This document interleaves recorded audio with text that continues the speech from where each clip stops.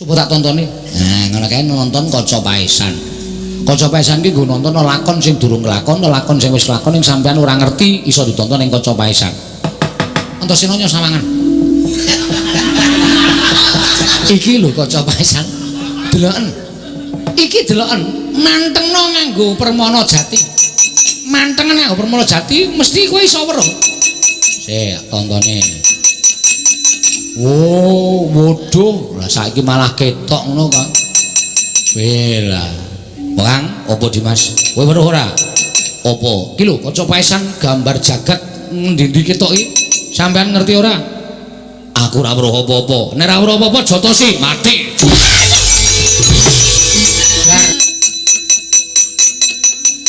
Iki kok munggah dhewe karepe sapa? Aku sing munggahke. Aku kulino munggah dhewe.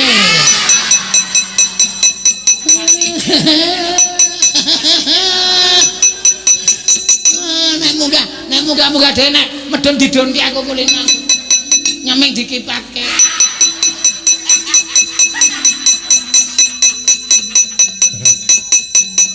Wis.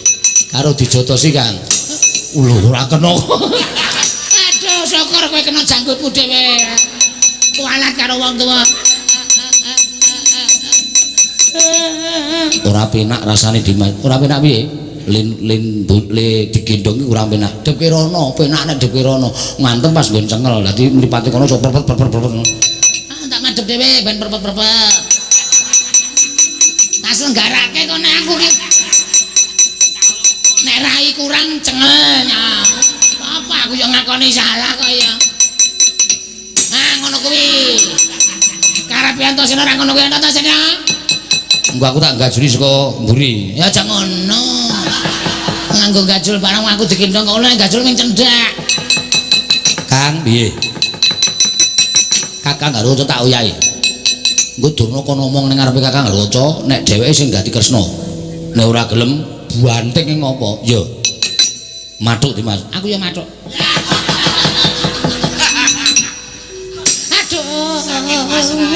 Wis ora iso piye-piye iki wis arep ngopo iki ora iso kumbi wis ora iso selak aku bakal wis disambatke sapa jam pira ngentang malah takon jam pira aku ora mlebu antasene katokku teles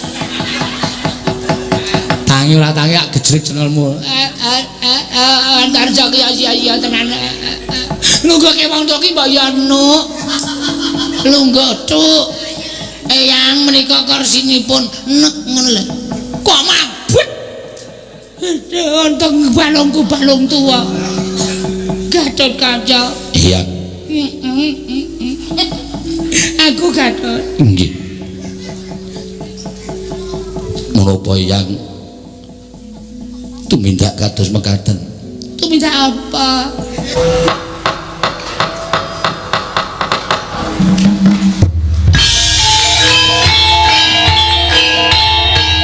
Dilanjutkan pagelaran wayang kulit semalam suntuk oleh Ki Dalang Seno Nugroho. Selamat menyaksikan.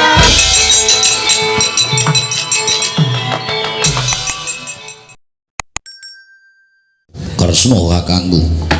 Dimas kadangipun Kakang Werkudara ndak tampa.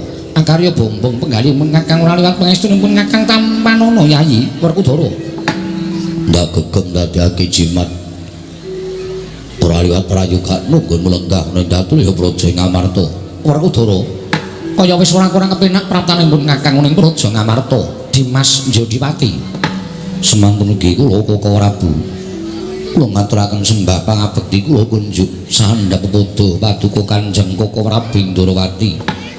Arjuna ndak tampa ora liwat pangestunipun Kakang Tampanana Janaka. Kula punika jimat paripin dayana ing kasantosan. Paring pangestu paduka mawakana kabagyaning gesang kula. Mugi kasekecakna anggen jenengan ndika lenggah Koko Prabu Ndrawati. Dimas Arjuna ya. Kaya wis ora kurang kepenak praptanipun Kakang ning Praja Ndrawati dina samengko iki Yayi. Nadyan kula ora ngaturaken sembah pangabekti kula kunjuk. Koko Prabu kula ngaturaken sembah pangabekti kula kunjuk. Iya ya kembar tak tampa. pangestunipun Kakang Tampanana kembar ora liwat pangestunipun Kakang Kebatampanana kula pun dinggo jimat paribe ndayana ing kasantosan nggih kula pun dinggo jimat paribe ndayana ing kasantosan Koko Prabu mboten langkung ngecakno anggenjing andika lenggah ya kembar kaya wis ora kepenak praptanipun Kakang ing Praja Ngamarta Yayi Nekula Sedewa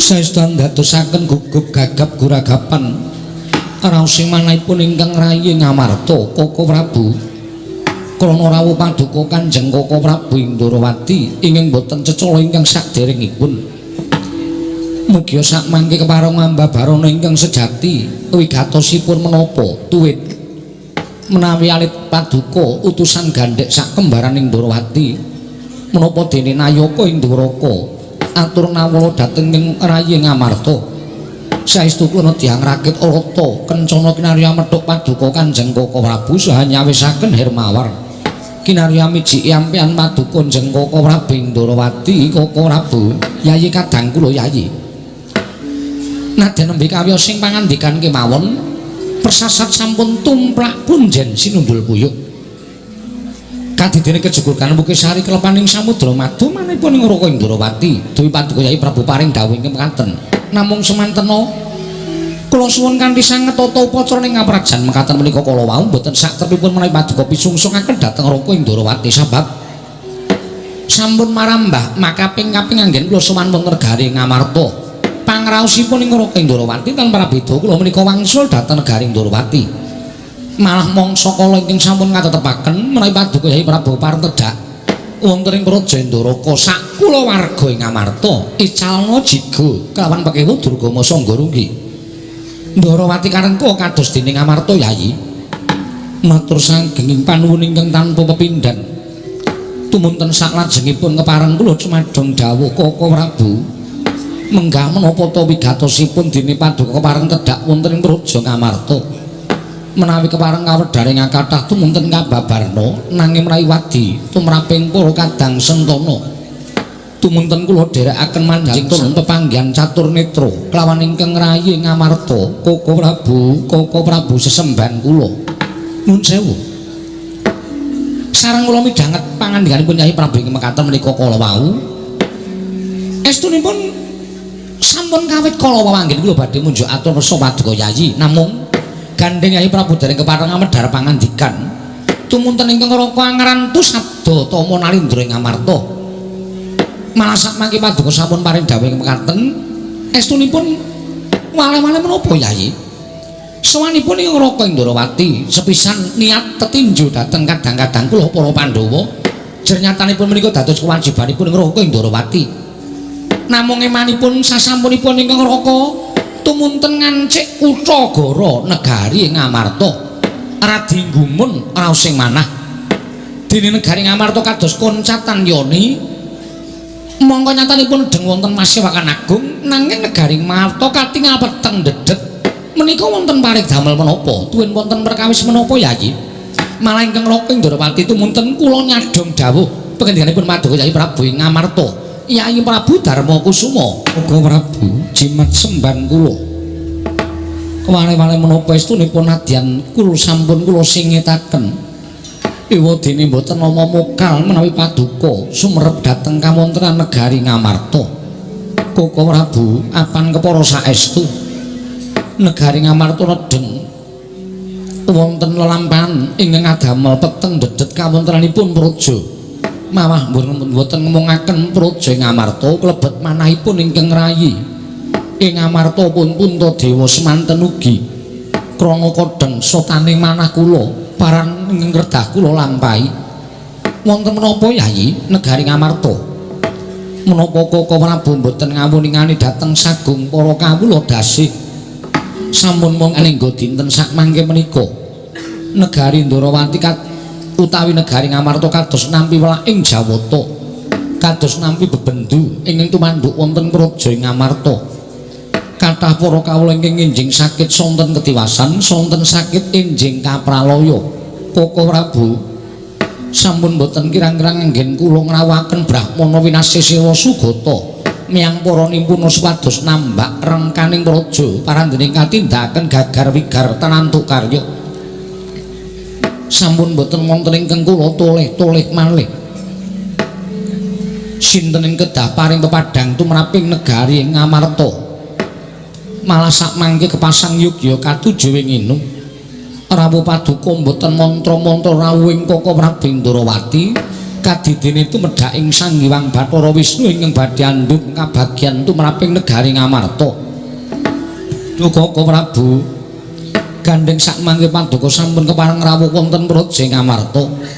Dinten sak mangke malah borong kula pasrahaken dhateng paduka Kanjeng Koko Prabu Indrawati babagan padhang lan botenipun kamontran negari Ngamarta. Koko Prabu wiladala jagat wasisanmu Bathara Wayapura jagat sampun wonten setunggal candra tangklengganing dinten sak mangke menika negari Ngamarta kados nampi welaking Jawata kasinggihan mekaten Koko Prabu Kresna kakangku Werkudara piye wis watara suwe nggonku matur karo mbarep kakangku supaya atur nawala marang Kresna kakangku sing wigati supaya kuwi melu urun penemu supaya sak mengko negara Ngamarta enggal birat saka penandang ya kuwi begendhing tumanduk marang para kawula mula gandeng Pandhawa kuwi bebasan ngendika seklimah tindak sepecak ora nate keri tansah karen karo Kresna kakangku tur meneh Kresna minangka dadi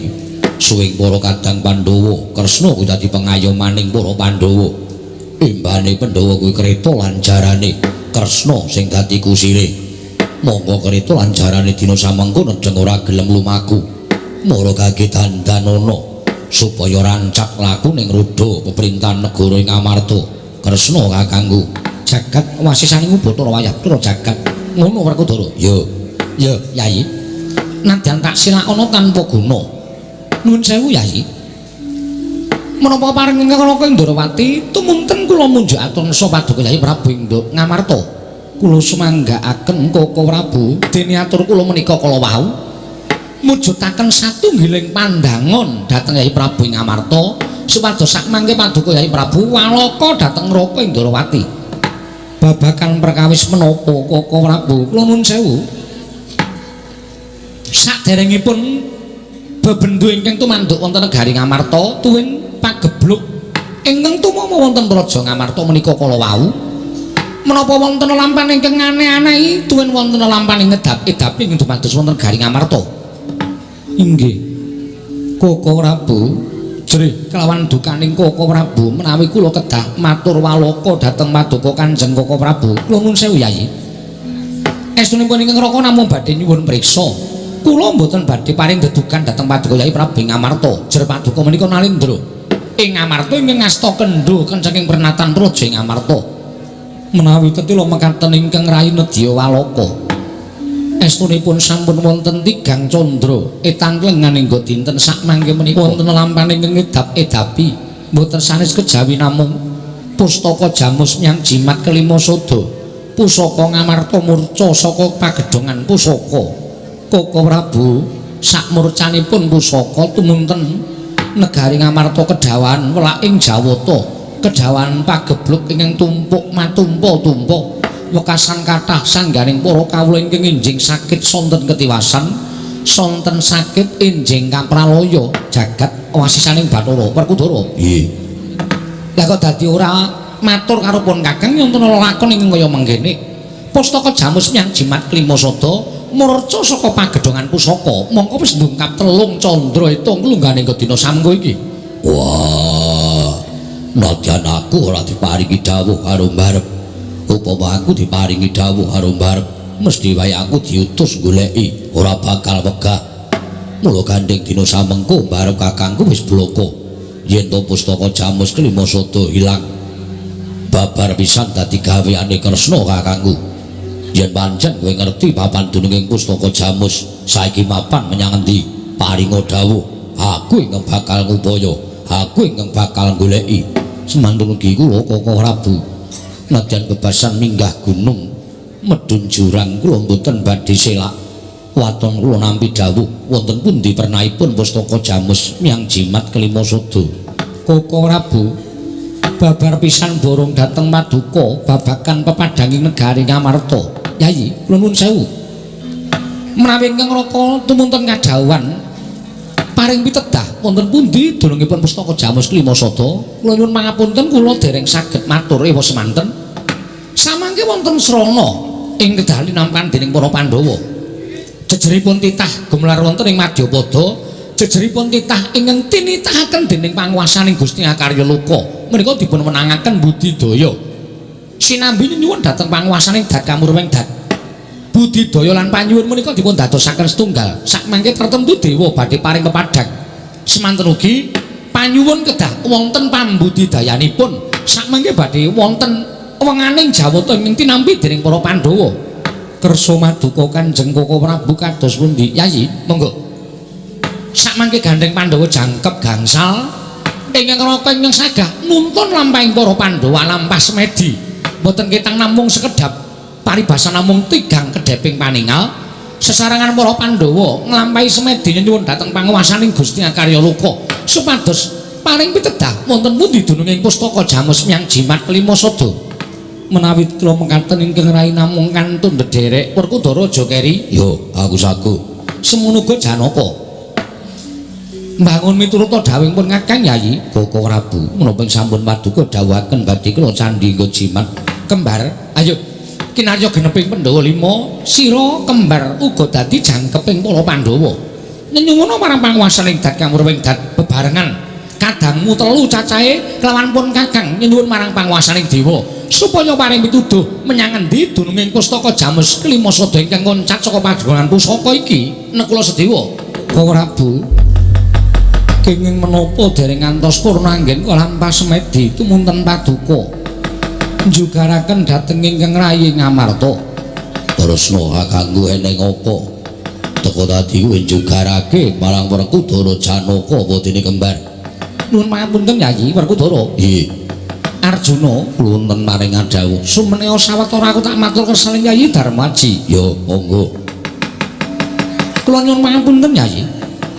Kula sampun matur marang Mbah makaping-kaping. Inggih. Bila sejatosipun menawi para Pandhawa menika kersa budidaya. Kersa pados rana supados sakmangke alampah semedi nyuwun dhateng panguwasaning Dat Kamurweng Dat buktinipun sakmangke mboten dangu kula sampun pikantuk pepadhang tumraping pustaka Jamus Klimasada. Menawi paduka sampun pikantuk pepadhang lajeng pustaka Jamus Klimasada nendi? Yen pancen percetha papane para kake paring dawuh hak paranane. Werkudara. Nggih. Arjuna wonten maring dawuh, Yayi kula wonten timbalan. Jebul pinanggipun pustaka Jamus Klimasada menika mboten kok ical, mboten kok ical. Tuwin mboten murca saking karsanipun Jamus Klimasada piyambak, nanging pustaka Jamus Klimasada menika panci dipun cidra dening Duratmaka. Koko Prabu paring dawuh mekaten pustaka Jamus Klimasada cinidra ing Duratmaka nun ngasinggihan. Yen pancen Kresna kakangku wis entuk keterangan saka para dewa lan ngerti sapa malinge. Mara kake dawuh karo aku, mengko aku ingkang bakal nyekel malinge. Tak adepake ning Pradata Agung, Pradata Adil negara ing Ngamarta supaya samengko diadili dening negara Ngamarta. Kusik Werkudara aku tak takon karo kowe. Mara kake takono. Yen Siadi ingkang tak kongkon nyekel maling mau tumrap Siadi adile dihukum serana Pradata Adil negara Ngamarta apa dihukum karo hukume Werkudara? Mergo sak ngertiku hukum negara kuwi beda karo hukume Werkudara. Ya pancen beda. Bedane nggo napa? Bedane yen Werkudara kuwi kudu adil. Utang brana-brana picis nyauri brana picis, utang loro nyauri loro. Utang nyawa nyauri nyawa, utang getih nyauri getih. Yen tumrap Siadi maling sing nyolong pustaka Jamus Klimasada iki utange apa? Utange nyawa. Dasarmu mergo pustaka Jamus dicolong karo maling mau. Akeh kawula ingkang esuk lara sore tekaning pati, sore lara esuk ketiwasan. Tegese maling mau wis dadi srana patine para kawula. Mula yen maling mau kecekel dipasrahake marang Werkudara, maling mau tak pateni. tok pateni. Yo. Kuwi tenan. Yo, tenan. Lahir batin, upama saiki upama tak takon karo kowe. Yen malinge kuwi kawula negara Ngamarta, Ora mawas kawula. Negara Ngamarta nggunakake pemerintahan dono siasat sama beda dono denda. lire. Ora mawas anak kadang sedulur yen luput tumraping negara pinatrapan denda sabobot.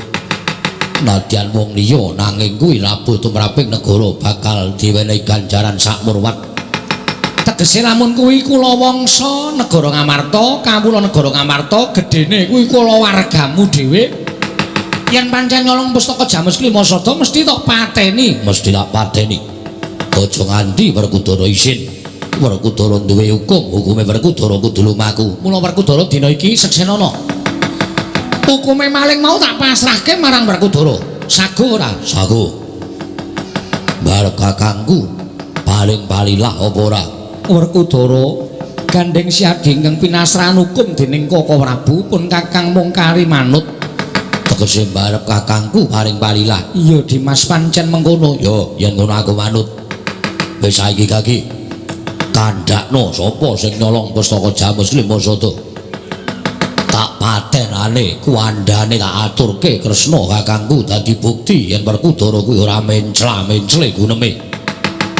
Yen pancen siadi sago mateni supaya dadi pengantep-antep ati ning pun kakang maragake sumpah. Sumpah. Yen kowe sago mateni maling mau. Yo, aku sumpah. Diseksenike blan papat segara gunung isine ngrene wengi. Tak sumpahke ucape Werkudara, maling sing nyolong pustaka Jamus Klimasada. Ora nyawang kuwi sedulur, ora nyawang kuwi wong liya, ora nyawang kuwi kulawarga. Yen wani nyolong pustaka Jamus Klimasada tak pateni. Werkudara, Apa? sing nyolong anakmu Abimanyu. Aku ngrungokake yen Abimanyu sing nyolong pustaka Jamus Klimasada. Ora. Pancen dawuhing dewa kaya mengkono. Cetha tak tampa yen pustaka Jamus Klimasada murca ilang saka negara Ngamarta merga pokal gawene anakmu Tanjunganom ya si Abimanyu. Mula Yayi, satria iki wis ngucap sepisan kudu dilakoni. Yen nganti kowe ora nglakoni apa sing tok ucapake mongko wis sumpah karo jagat. Uripmu bakal di hukum dening jagat yen kowe ora bisa nglakoni apa sing mbok ucapake. Luwe-luwe yen nganti akeh para nayaka punggawa kang padha mireng pangendikaning Dimas Werkudara, mongko ora tok lakoni kabeh padha ngandhakake. Yen Werkudara saiki wis dudu satriya, Werkudara ora iso ngugemi kasatriyane, Werkudara ora iso ngugemi marang ucape dhewe. Wah, Abimanyu. Kowe cilik nganti gerang durung tau gawe wiranging wong tuwa, saiki ngorek-orek marang raine wong gerang. Wah, Kresna kakangku ayo tak derekke munggah ning kayangan. Lho, ngopo? Takon karo dewa. Takon perkara apa? Apa bener Abimanyu nyolong pusaka? Wah, mengko gek-gek dewane sing misik karo kowe kuwi kleru. Ora ana dewa kok kleru iki kaya apa wae. Tur dasare nek nganti ketayalan tekan kayangan malah mengko pun Kakang didak pun Kakang ora percaya marang sabdaning dewa, pun Kakang bakal nampa pidana. Lah kok ndadak genahke ning kayangan ki ngopo? Wah, jlambrong. Kowe wong tuwa ora iso mulang karo anakku Abimanyu. Ora nyono yen kowe bagus ning anak-anak maling. Wah, Janaka, Kaka Prabu kapejawana kemawon ingkang rayi kula nderek. Kula sampun wirang nyumrepi dhateng lelampan menika Kaka Prabu. Lelampan menika sanget mbebangeri. Abimanyu sampun nyiprati rah letuh dhateng pasuryanipun pepunden para Pandhawa Kaka Prabu. wah, Kresna kakangku aku piye iki? Wah, aku kudu piye? Lho kok kudu piye? Kowe iki takon apa Maido? Kudu piye-piye? Sing tak takoke apa coba? Aku kudu piye mateni sapa? Mateni lampu. Wong wis aku mateni Abimanyu kok dadak takon mateni apa? Kan ono Abimanyu wis gawe wirang ing para Pandhawa, Werkudara. Apa? Kowe nek ora mangkat aja nglakon dosa lho. Kowe bakal dihukum dening jagat mergo sumpahmu tok seksekke dening jagat. wong dihukum dening jagat ki ora ketrima uripe lawanging kanugrahan ditutup selawase urip kasangsaya uripmu dicecedo dening para kawula uripmu diece dicacat dening para kawula apa kowe kuat ngrasake kaya ngono lah nek cara aku tinimbangane kawula ngamarta ki mati kabeh mergo kena pagebluk nyawa siji ditetegake nanging nyawane wong pirang-pirang slamet sewu Yayi upami paduka menika sungkawa menika kula nuwun sewu sampun boten wonten ginanipun jernyatanipun lampahan menika sampun kelampah ngibaratipun sekul ingkang sampun dados jenang boten badhe wangsul dados sekul malih lelampahan menika adilipun boten dipun getuni tuwin agengipun dipun tangisi sabab kula nuwun sewu ujaring para kaki-kaki pranata gama samanyebataken tiyang ingkang nampi pacoban mongko nglampahi pacoban menika kala wau kanthi panggresula langkung-langkungipun ndadosaken susah penggalih paduka Yayi Prabu menika kula nuwun sewu tegesipun menika mboten nampi dhateng gesangipun Gusti paring pacoban menika sakmurwat kalian kegiatan titahipun Yayi mila samangke mbok menawi menika pacoban ingkang awrat tumraping para Pandhawa namung nuwun sewu menawi dipun penggalih lho upami Abimanyu menika saestu nyidra pustaka Jamus nyang jimat Klimasada menawi ngantos para Pandhawa paring pangapunten dhateng lampanipun Abimanyu ingkang sajakipun sampun nias dhateng para Pandhawa menika kala badhe ngembet dhateng wewatekanipun para putra sanesipun ing agengipun tumunten badhe nyepelekaken dhateng para Pandhawa sampun Yayi samangke ngapenggalih ingkang lomba kemawon tuwun dipun masrahaken dhateng panguwasaning Dat Kamurping Dat kanthi ikhlas lan sabar kula pitados Pandhawa saged nglampahi lelampahan menika kanthi jejeg tuwin tuwajuh penggalihipun Yayi Koko Prabu mboten nyono babar pisan bilih anak kula pun Abimanyu wantun nyidra pustaka Jamus yang jimat Klimasada menika mboten nama mokal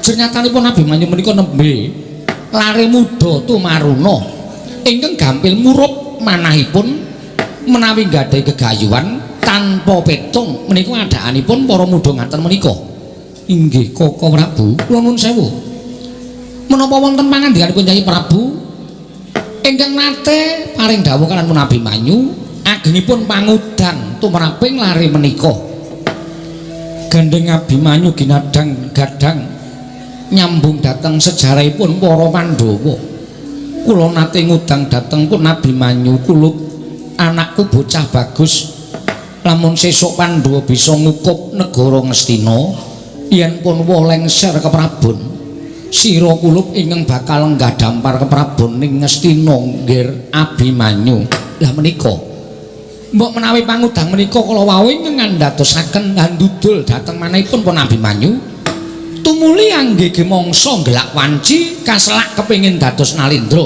tumunten wantun cobi nyidra pustaka Jamus Klimasada mongko nyatanipun menika badhe damel banger bacen asmanipun para Pandhawa samenika ngaten Prabu Laturi lenggah wonten negari Ngamarta ing langkung sekeca kula badhe amlapat lampahipun kadang kula pun Werkudara tuwin Janaka kados pundi sakmangke anggenipun badhe ngrampungi perkawis menika Yayi Koko Prabu menawi tetela mekaten kula namung kantun ndederek badhe kula pasrahaken lampan menika dhateng panguwasaning Dat Kamurping Dat mekaten langkung prayogi kembar kula wonten timbalan nggih kula wonten timbalan ora Bu budhana kang padha sebo ingsun kundur ngedaton kaya wis ora ana dawuh maneh Dimas kembar kadangipun Kakang Oh Kyai ingkang putra pun Gadukaca Sumadeng dawuh wonten napa dening paduka ngawisan garing para putra Promo Kyai ing putra pun Antarja Sumadeng dawuh wonten menapa dening paduka ngawisan garing Purwadyabala eneng apa Pak sumengko tindake bapak sajake ana wigati bakal dingendikake karo para putra anakmu ngrandu Gumbala Antasena nyadong dawuh wah Gatot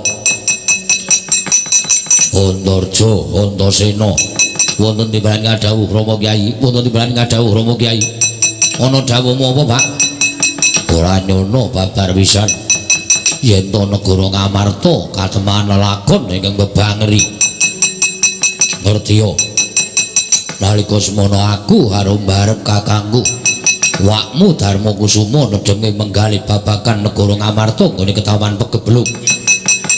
Ora antara suwe rawuhe Mbak Kresna kakangku.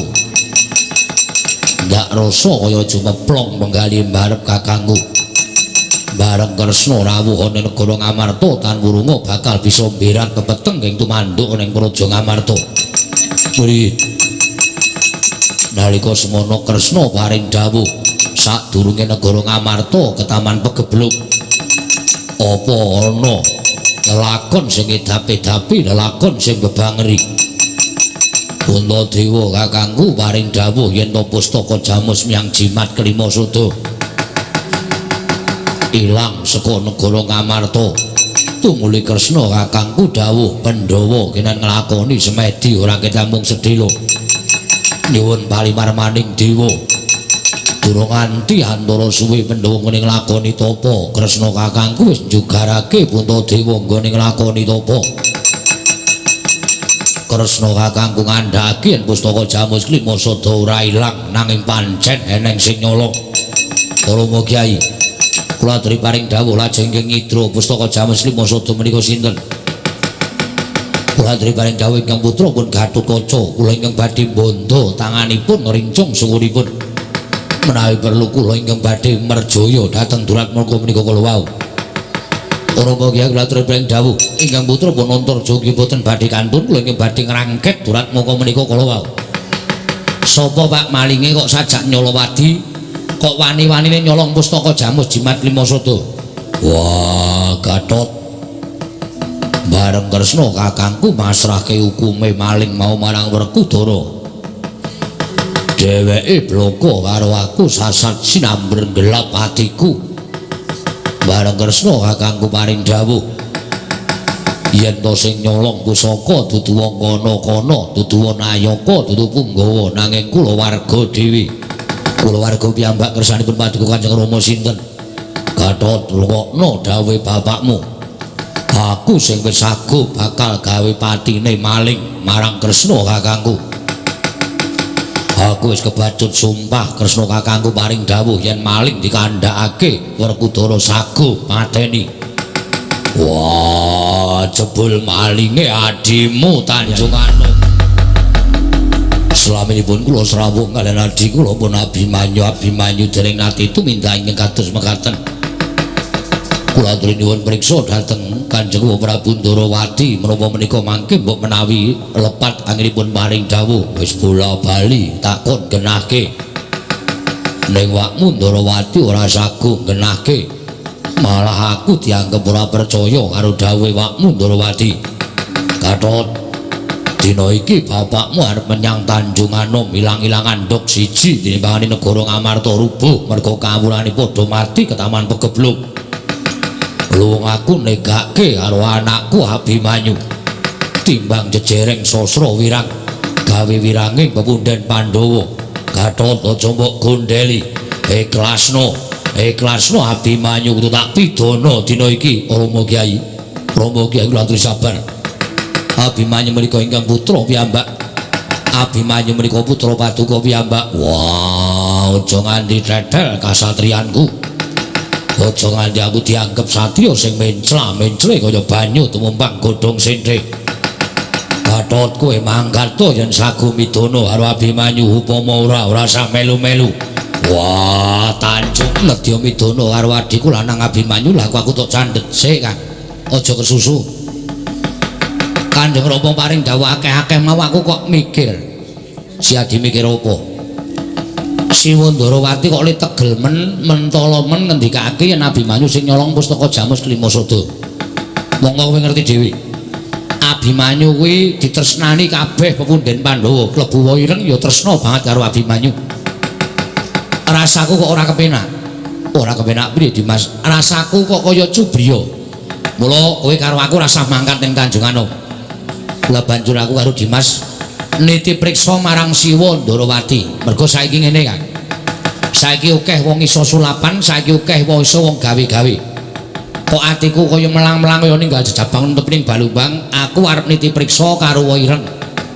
Nek Waireng tenan tak ugemi ngendikane yen perlu aku sing mateni Abimanyu. ning yen trubusaning satru telik Mangindrajala ya kuwi pakarti ning jajalanan sing bakal gawe bebudhek banyu bening kanan Guru Ngamarta aku sing ora trima. Dimas arep ngopo? Arep niliki Sinuwun Kresna. Ya nek Sinuwun Kresna tenan, nek udu ayo. Sapa sing kapitunan? Monggo bapak kaya angel dicegat, bapak kaya angel diilikke. Abimanyu wis bacut dipateni, jebul Kresnane dudu Kresna sing tenanan. Sapa sing kelangan? Bapak, aku, kowe. Iya Dimas, iya. Lah terus wis kowe melaku he. Engko nek ana apa-apa ditandangi wong loro, nek ana dugane kemudian Pandhawa, aku sing tanggung jawab, aku sing ngadepi jagat wasisane iku Bathara wayah loro jagat. Wah lah ora nyono. Lah kok jebul wong-wong Pandhawa sing dikabarake wong pinter, wong lantip panggraitane. Nanging temune gampal diblithuk, gampang diapusi ketitik. Aku ngandhake ento sing nyolong pustaka Jamus Kelima Sada si Abimanyu Werkudara mongko sago mateni Abimanyu. Lah ana kene iki. Ana kene iki kringyaning para Pandhawa. Abimanyu tekaning mati mongko sing mateni Werkudara. Yen lumrah Janaka ora trima. Yen Janaka ora trima mesti bakal gegeran karo Werkudara. Pandhawa mati dhewe-dhewe kelakon penjangkaku. Gone diutus dening anak Prabu Duryudana supaya gawe pati ning para Pandhawa dina semengko aku bakal untuk ganjaran ingkang tumpuk matikel-tikel. Oh lah dalah. Neng kene iki nggonku ngerteni marang Pandhawa ki jebul satriya sing bodho longalongo. Satriya sing gampang diapusi. Pandhawa mati alon-alon merga kelangan anak sing didama-dama si Abimanyu. Mongko dipateni wong tuane dhewe. Aku bali nang negara Ngastina bakal dipunjung dening Sinuwun Prabu Duryudana diunggahke nang pepanggungan disembah kaping 1000 dening Ratu Ngastina. Wah, kaget Pak De. Teko nang mburine Pak Dene kok ora omong-omong. Aku nek teko ora tau omong-omong. Budus ngono ya dasare Ngamarta ki nggone Mbak bapakku dhewe. Dadi aku nang ndi-ndi ki ora usah dadak laporan karo sapa-sapa. Iya. Nggumun aku. Pak D kok saiki nek gumujeng kok kaya bahagia banget.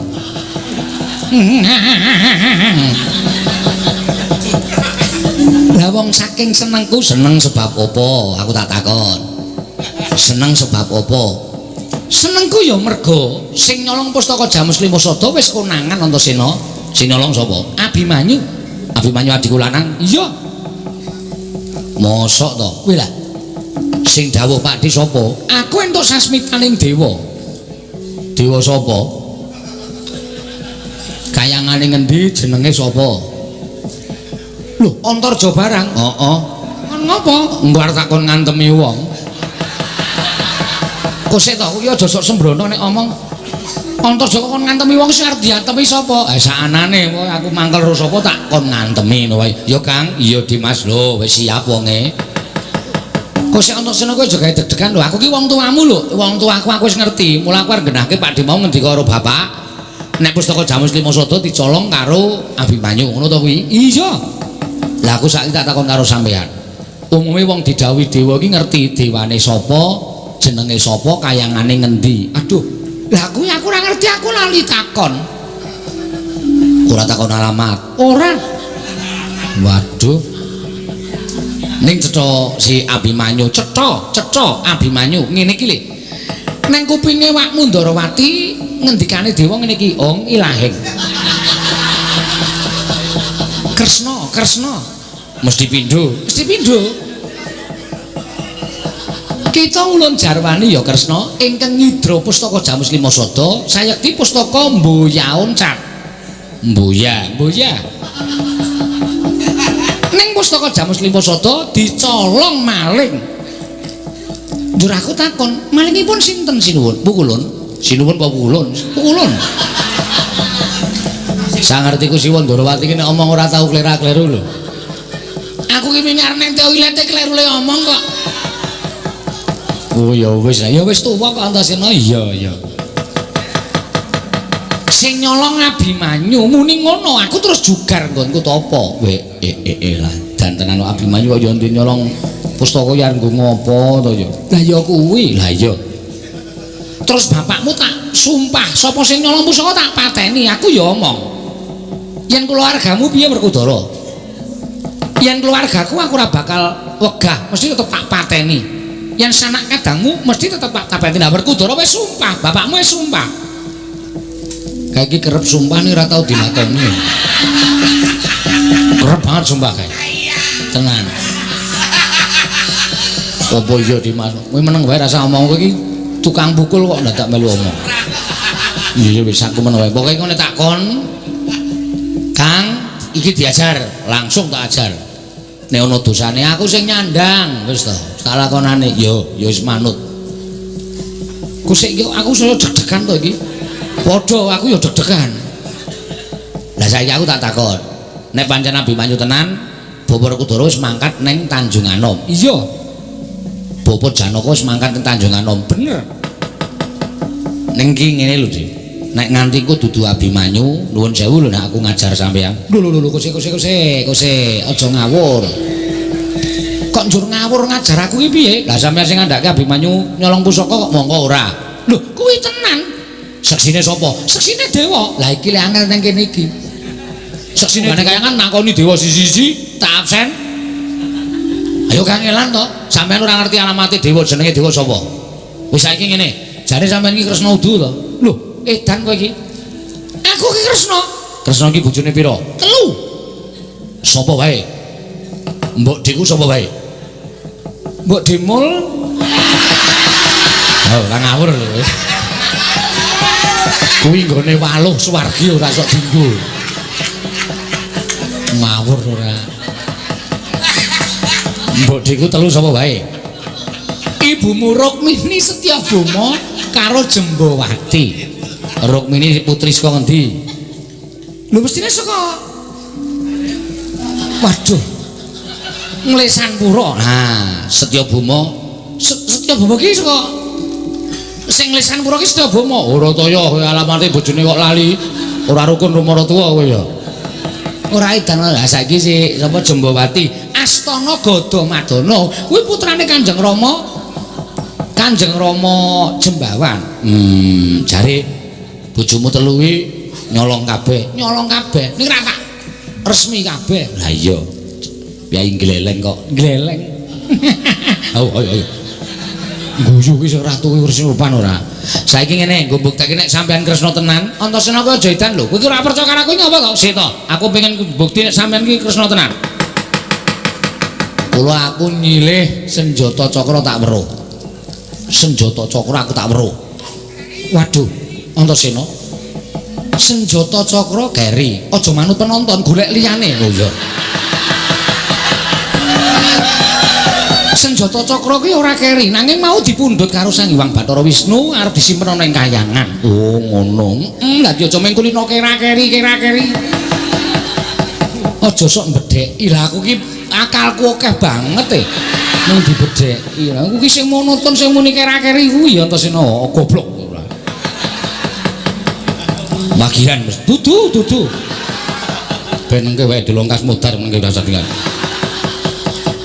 Nek senjata cakra ora ana, Sekar Cangkok Wijaya Mulya. Sekar Cangkok Wijaya Mulya? Iya, nendi? Sekar Cangkok Wijaya Mulya ki ora nate tak gawa yen to ora ana perlune tegese ora ana wong mati ingkang durung pinanci. Oh, ngono to. Heeh. Ha saiki nek kowe sampeyan muni keri, nek sampeyan muni ora kegawa, sampeyan tetep dudu Kresna. Apa coba? Kaca Paisan. Lho kok iso ngono? Kaca Paisan ki mapane ning jero kulit jaban daging, mapane ning epek-epek. Nek menyura sok tok tonton kae lho. Mung susu sapa Janaka? Menika. Tak tontoni. Nah, ngono kae nonton Kaca Paisan. Kaca Paisan ki nggo nonton lakon sing durung kelakon, lakon sing wis kelakon ning sampean ora ngerti iso ditonton ning Kaca Paisan. Antasena nyo sawangan. Iki lho Kaca Paisan. Deloken. Iki deloken. Mantengno nganggo permana jati. Mantengen nganggo permana jati mesti kowe iso weruh. Sik, tontone. Oh, bodoh. Lah saiki malah ketok ngono, Kang. Bela. Kang, opo Dimas? Kowe weruh ora? Opo? Ki lho Kaca Paisan gambar jagat ngendi-endi ketoki. Sampeyan ngerti ora? Aku ora weruh apa-apa. Nek ora weruh apa-apa jotosi mati. Priya. Kowe aduh. Antar jauh wis antar. Hei. Ora kaya ngono kuwi. Iki kok munggah dhewe karepe sapa? Aku sing munggahke. Aku kulino munggah dhewe.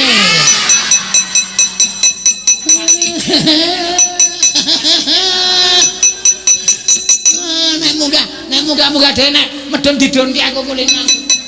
Nyemeng dikipake.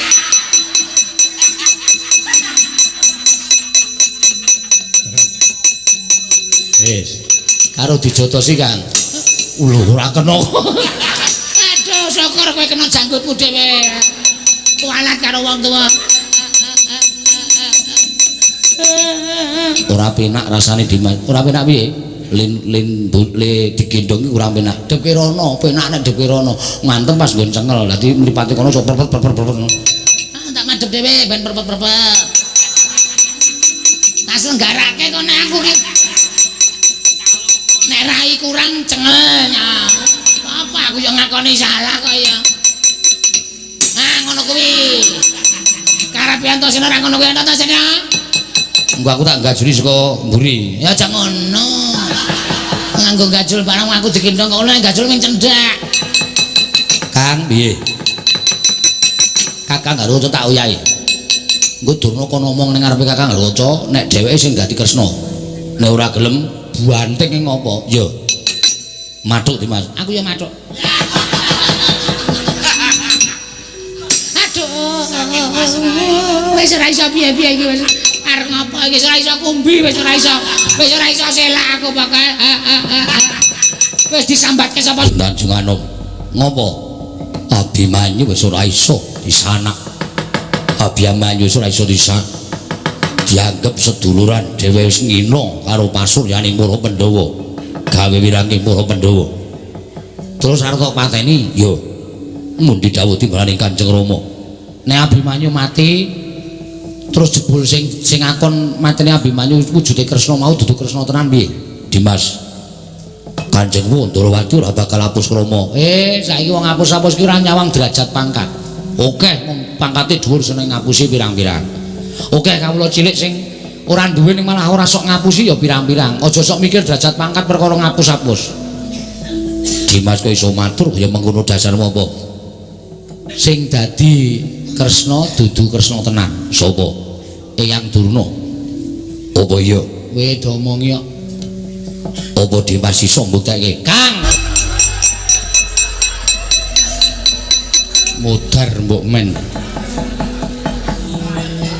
Jam pira? Nggon langsung takon jam pira. Aku ora mlebu antasene. Katokku teles. Tangi ora tangi ak gejrik cengelmu. Antar jok ya tenan. Nungguke wong toki mbok ya nuk. Lungguh tuk. Eyang menika kursinipun nek ngono lho. Kok mabut. Untung balung tua. Gatot kaca. Iya. Aku gatot. Nggih. Menapa yang tumindak kados mekaten? Tumindak apa? Aku ki salah apa ta? Sing ngomong karo kosok nomor Kudara tau juara lomba lari sapa? Biyen kaya ada zaman pendadaran siswa saka 5. Musuhe Kurupati kalah playon. Saiki Kang, saiki Dimas, saiki mangkat to. Yo. Pancatan sirah. Mustakanipun yang niku kados undak-undakan. Kowe arep mancat. Nyah. Bungainya. Gendong neh kan? Iya Dimas gendong neh. Dimas arene ndi? Iki engko kon ngomong ning ngarepe Bapak Werkudara. Nek ora gelem ngomong ning ngarepe Bapak Werkudara ora iso ngrampungi banting neh ning dalan. Ya Malario. Wonten dawuh nggih anak Prabu. Rumaos bingung manah kula. Dene sampun kula etang, sampun wonten Sabtu ari kelenggan ninggo dinten sak mangke menika.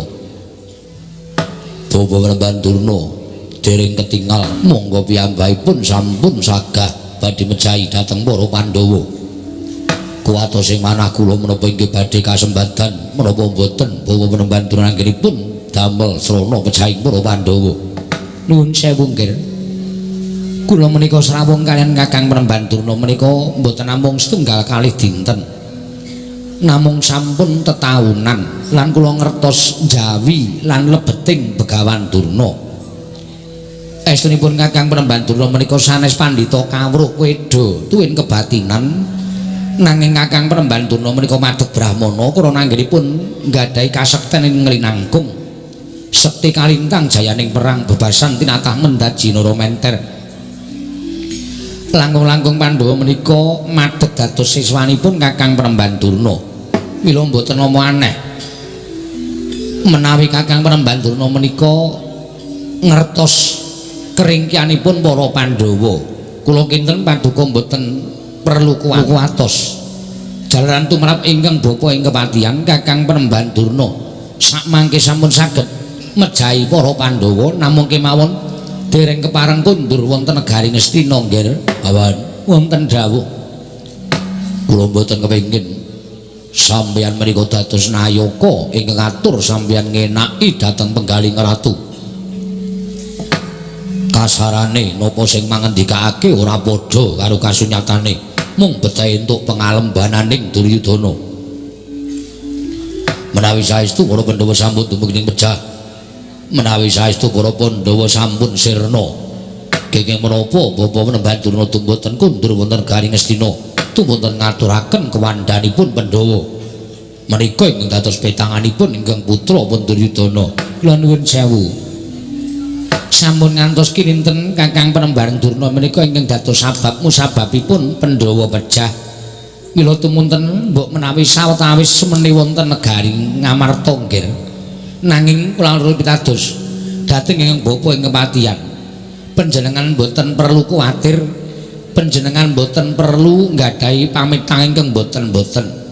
Sakmangke kula tetepaken menawi Pandhawa sampun sirna margalayu saking tanganipun Kakang Penemban Durna. Kurawa namung kantun rupian-rupian suka-suka parisuka mangun sukaning manah nggih anak Prabu Ngastina. Swatama mlayu-mlayu eneng apa?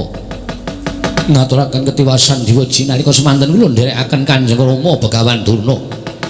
Anggenipun nampi timbalanipun Gusti kula ingkang sinuwuning Ngastina supados srana pejahing para Pandhawa.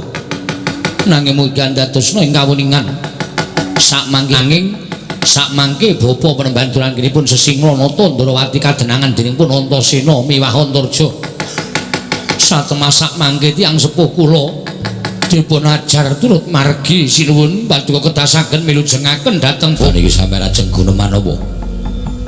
Sakniki sampeyan ajeng guneman apa?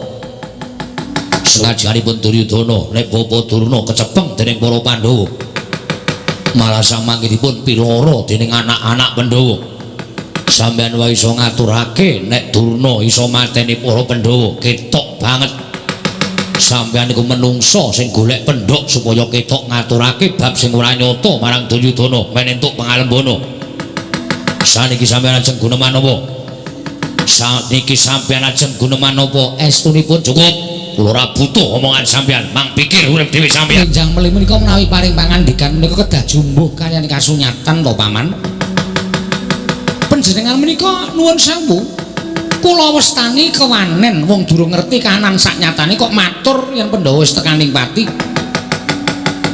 Langkung-langkung jalaran janjanipun bab ngaten menika kala wau menika karena ora cocok. Kula menika ora mathuk, kula ora gathuk.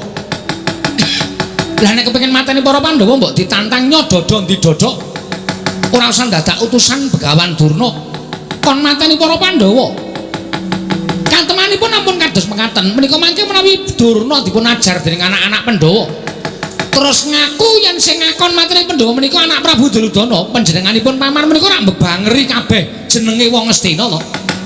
Karena sing ra melu apa-apa wae melu ala jenenge. Inggih, wis kula mboten guneman karo sampean. Kula moh guneman karo wong blendrek. Yayi Prabu Ngastina sampun duka yasine kados mekaten menika. Lajeng kula kedah kados pundi nggih? Mang pikir dhewe. Pripun Paman? santai wae. Ora usah kemerungsung. Panjenengan malah dipun dukani sinten-sinten. Aku ki wong seneni ya ora apa-apa. Wong sengit karo senggune iki nek wis aku matek aji, nek sengit ki mung sedina rong dina.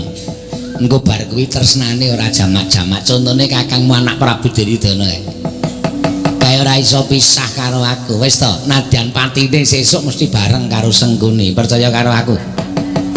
Panjenengan niku kok ya enak wae nglakoni lakon kaya ngono. Enak wong gawe gula kok ora enak. Ngendikane kok malah tekan ndi-ndi. Kula nuwun, kula nuwun, kula nuwun.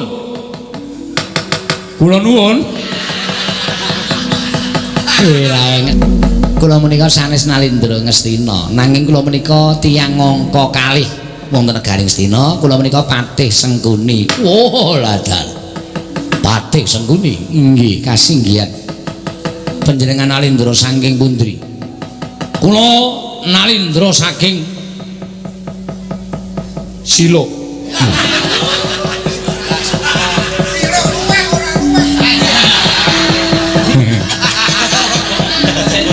Kula Prabu Wagiran tumeka Pralaya. Prabu Wagiran. Nggih, kasinggihan mekaten kok braok. Arep braok menika mantan duka. Oh. Nggih. Arep braok menika mantan panci dados watak wantu menika saged dipun ical menawi sampun sirna margalayu. Inggih. Kula wonten pundi menawa mboten gadahi tata krami kula menika mboten gadahi tata krama unggah-ungguh teng pundi bengak-bengok ngaten menika. Ning pancen dados watak kula kajengipun tiyang sanes menika ngarani kula edan mboten napa-napa sing penting kula tetep edan. Sami mawon. Nggih. Kersanipun madosi guru kula. Lho, gurunipun sinten? Kula menika siswa ingkang nembe tinampi dening Begawan Durna. Dinten menika dipun janjiaken kula menika nampi ngelmu saking Begawan Durna. Nanging sareng kula tuweni wonten Sukalima Durnanipun boten wonten jarinipun sowan wonten negaring Ngastina. Begawan Durna wonten pundi Rekanawati? Nuwun sewu, Kakang Durna sakmenika dados pesakitan. Lho, liripun dipun utus anak Prabu Duryudana mejahi para Pandhawa bidal sakmangke kecepeng anak-anak Pandhawa. Mangke nggih. Begawan Durna kok saged dipun utus mejahi dhateng para Pandhawa menika Pandhawa lepatipun menapa? Mboten luput, mboten kleru menika dados mungsuhipun anak Prabu Duryudana. Lho, piye kowe? Wong ora luput ora kleru kok pendhita kok gelem mateni wong ora salah menika. Nuwun sewu. Wah, lah nek ngaten kula suwita Begawan Durna menika klentu. Inggih. Kula menika pengin suwita pendhita sing ampuh, pendhita sing resik lahir lan batine. Ning jebule kula suwita yen kula nentuk formulir pendaftaran menika. Klentu. Wah, getun kula. Ning sampun dipun tampi dados siswa. Sampun lajeng medal mawon. Nek patrape Durna kaya ngono senengane nglarani karo wong sing tanpa dosa, dikongkon karo Ratu Gustine. Dumeh ngiyup ana negara Ngastina dikongkon tumindak Allah kok mangkat niku nuwun sewu nika dudu patrape pendhita. Nek kudune pendhita Durna nika ngelingke ngemutke karo Ratu Gustine sing kleru dalane. Lah kok malah ngrajang kula edan kula salah kula mlebu wonten pawulangan. Getun kula. Bareng Rekanawati kula ajeng wangsul mangke riyin. Sampun kesersa. Wonten mriki dienggo gayeng-gayeng. Nek mboten wonten sing bengak-bengok ndak ora pati ya gayen. Mekaten. Ning nuwun sewu, perkawis panjenengan menika anggenipun suwita Begawan Durna menika klentu monggo. Ning tetep dadi siswa Sukalima. Siswa Sukalima. Nggih. Durna diajar kalih namine Antasena karo Antarja. Dipala turut ndalan. Kula ya gumun, kula weruh dhewe. Mengajar Durna kok dadi nyangkut-nyangkutke siswane sing anyar.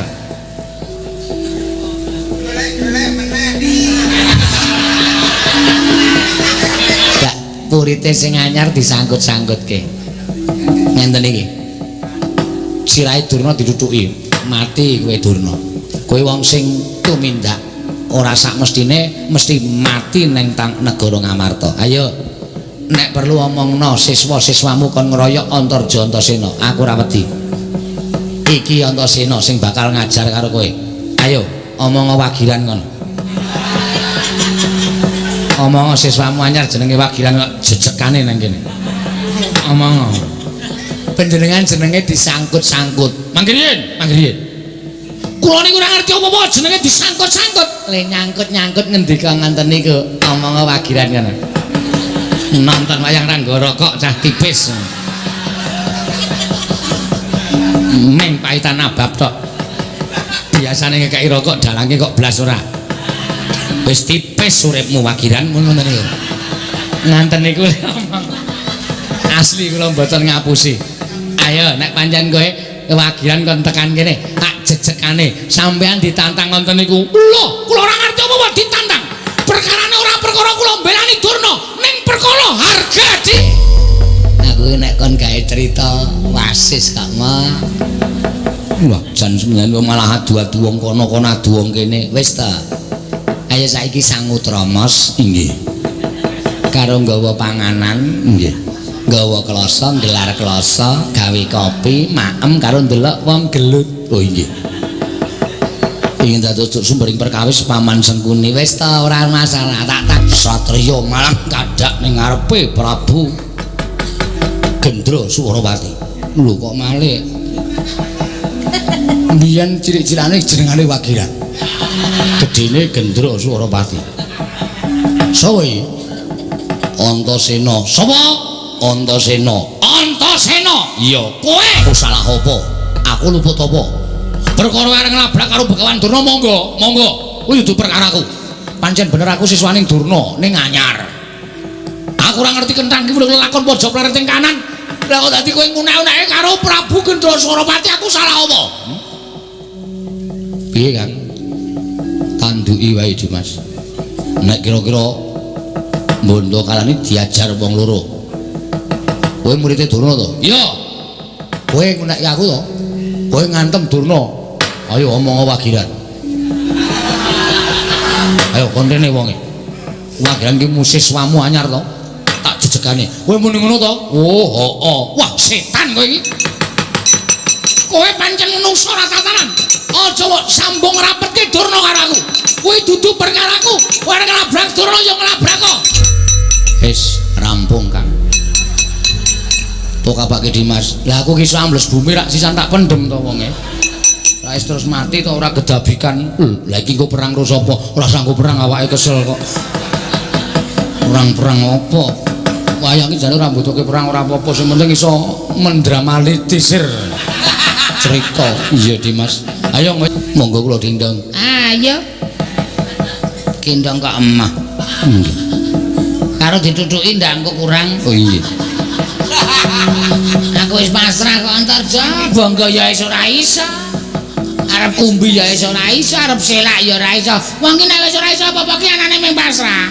Inggih Kanjeng Hyang. Ha ngono kuwi. Karo gegem watu.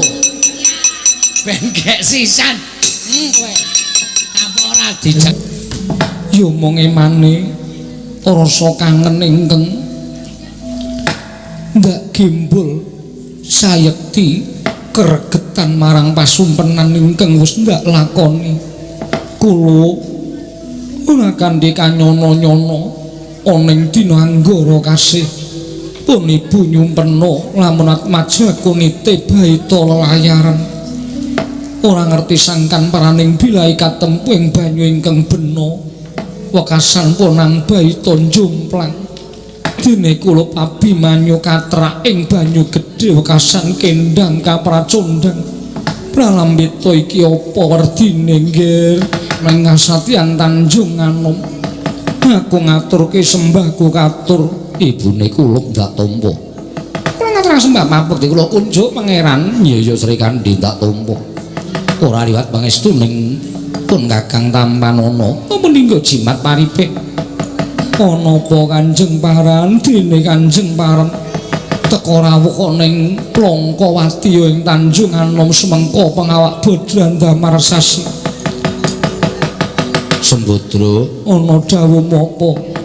Ora weruh marang anakku lanang Abimanyu. Abimanyu menyang endi? Kanjeng Paran panjenengan kuwi apa sing mbok pirsani? Atmaja mulanang Abimanyu lenggah ana ing pepungkuraning Kanjeng Paran kuwi lho anakmu.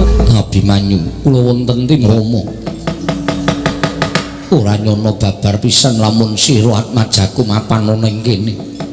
Nembe kemawon kula badhe ngaturaken sembah kelawan Kanjeng Rama ora susah ngaturake sembah. Ngertiya kula lamun praptaning wong atuamu ana ing kasatriyan Tanjung Anom. Yakti ngemban dawuh timbalaning Kanjeng Koko Prabu Darma Kusuma ya wakmu ing Indraprasta. Lamun wakmu bakal paring ganjaran kelawan sira Atmajaku Abimanyu. Lelabuhan menapa ing sampun kula tindakaken dene Kanjeng Prabu badhe kepareng-paring ganjaran dhateng kula Kanjeng Rama. Ora usah dadak perlu takon. Sing baku ganjaran mau tampanono menawi tetelo mekaten kula aturin maringaken Kanjeng Rama. Samangke kula badhe nyuwun priksa kaliyan Wa Prabu piyambak menggah menapa ing sampun kula tindakaken nyo tampanono bocah. Wah, jlambrong. Luwih dhisik tekan Tanjung Anom. Wah, Abimanyu wis mbok ajar. Jlambrong sing duwe kewajiban mateni anakmu aku dudu kowe. Kanjeng Rama. Sewisa kalepatanipun ingkang putra Tadhawadana Gatot. Eneng apa? Nyuwun pamunten. Kula aturi nyandhet sawetawis menapa badhe katindaken dening Paduka Kanjeng Rama. Ngewutana bilih Abimanyu menika putra Paduka piyambak. Tur malih kula sampun ngawuningani piyambak kelampan ingkang lampah wonten negari Ngamarta. Kacariyos ingkang paring dawuh Kanjeng Prabu Ndarawati nangis jatosipun menika sanes Kanjeng Prabu Ndarawati. Kowe aja ngawur.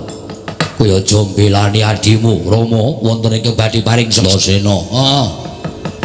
Ngopo? Aku Pak sing iso mbuka wiwara pepeteng negara Ngamarta. Apa sing ndikake Wa Ireng mau jatine usuk ora saka ngendikane Wa Ireng.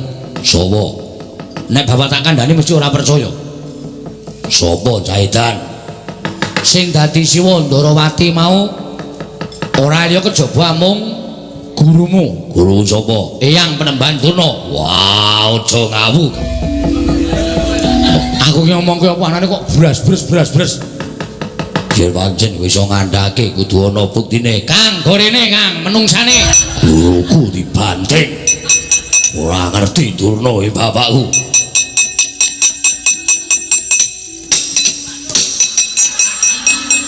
Rame iki dadine. Ayo arep ngapa kowe? Durna bapakku. Werkudara iya. Kowe kok dadi kaya ngono rupamu? Teng penjata ta? Iya. Diajar anakmu. Antasena Caidan. Ayo gek ngaku ngondak anak-anake do dadi korban. Kowe iki ngaku wae. Iya ya. Gewis, engko nek bareng aku gek mangan bakso. Gewis. Aku diturai wae. Turai rasa kuwatir. Tak pesenke pisan. Ora nggo mie. Waduh. Kok perintah ora nggo mie barang. Werkudara, aku njaluk ngapura ya Werkudara. Njaluk ngapura piye? Apa sing diomongke anakmu Antasena ki bener, Nger? Aku diutus anak Prabu Duryudana supaya gawe pati ning Penjawa, mula aku terus gawe karti sampe Komembanata Ndarawati sing tak angkat patine Abimanyu dhisik Werkudara. Wah, isih ra uduna. Wis bapakku cetha metu le dadi muridmu. Ora mungkin ijazah isih tak gawa. Ijazah dengkulmu meloncat ya ora. Kang, apa Dimas? Nendi kowe? Karepe piye? Durna digawa. Engko nggo bukti karo Paman Janaka utawa pepundhen Pandhawa liyane. Ya. Kakang Garukaca nyegato mak cilik ling ngajar Adi Mulanang. Ya Dimas. Dirasah melu-melu. Ora melu-melu mergane apa? Beto-beto menajan anak kula dhewe. Panjenengan niku bangetan karo anake dhewe kok nyiksa kaya ngono janjane arep digapake. Piye kebangetan sampeyan niku wong lanang bagus ning kok mentolo karo anake dhewe. Ora usah melu-melu. Kudu melu-melu. Aku percaya kowe kuwi nduweni kasudibyan tanpa beda kaya aku jer kowe mbiyen tau dadi siswaku. tanganmu antep tumiba ning dodo ning aku aja nganti gawe babak kulitmu kowe tak jemparing kuntal mbuh tibamu ora usah melu sampun mentolo dhateng Kanjeng Ibu Wara Sri Kandi panjenengan ugi mentolo dhateng pun Abimanyu paman mangke kula ing badhe njlentrehaken lampanipun tetuko ayo semingkir iki perkarane Janaka kaya wis ora duwe rai saka pakartine adimu Abimanyu Janaka wong tuwa sing ora iso nggula wentah karo anak estunipun rasah wangsulan namung badhe matur ora sah matur semingkir kula ingkang badhe duwa dhateng paripun Paman Arjuna yen wani karo Janaka ayo ngajak apa kowe cah bagus maos mboten lepat kula rumaos mboten klentu teka Kanjeng Rama mekaten kaliyan kula nganti kutah ludira wewujutanmu dijempalani karo wong tuamu kula inggih Kanjeng Ibu kula kedah kados pundi wis ayo bali wae lunga saka Tanjung Anom golek slamet watake bapakmu kae kaya ngono nek ora mlayu sing adoh kowe mesti cilaka urip ora pati ya truk nggo karo nggo ngaso truk mosok playon terus iki aku arep ngadepi Ndara Janaka tak elingke wis sasane ya wis mlayu melu mlayu Ndara Wara Sembadra wae malah tentrem wong kaya ngene nek ora delengke karepmu lho aku wis ngandani lho nek ning apa-apa aku ora tanggung jawab arep ndi arep melu Ndara Wara Sembadra mlayu lunga saka Tanjung Anom karo Ndara Abimanyu heeh aku tak nyoba ngelekke Ndara Janaka sanjak lho sik tak omong sik kowe arep ngopo Abimanyu menyang endi kula mboten ngertos karo ibune mau ketok mlayune nendi kula ora ngerti terus sampean kudune eling Ndara Abimanyu niku putra panjenengan kok mang cempalan niku lupute napa lupute napa kula tak takon mbok ya sing sabar panjenengan niku wong tuane Ndara Abimanyu lho kok plak-plak karo Ndara Abimanyu wonge mlayu mriko wonge mriko dituntun kali Ndara Wara Sembadra sampe ning ngajar kali Ndara Abimanyu ya peng-pengan kok nggih pun piye Gong ora sukses asale kono nganggo ngantil barang kok males ndasmu karo Bendara Emak Widara Yaksa wonten drawuh penemban Widara Dewa pancen sing tak caketake ana ngersaku ya mung sowanmu nggih piwigatosipun jaran dina iki dina ingkang wis ditemtokake kaya wis purna darmanku nggonku dadi brahmana ya mung iki jalarane apa aku kok durung iso nggagapi saenipun dipun tenggo kemawon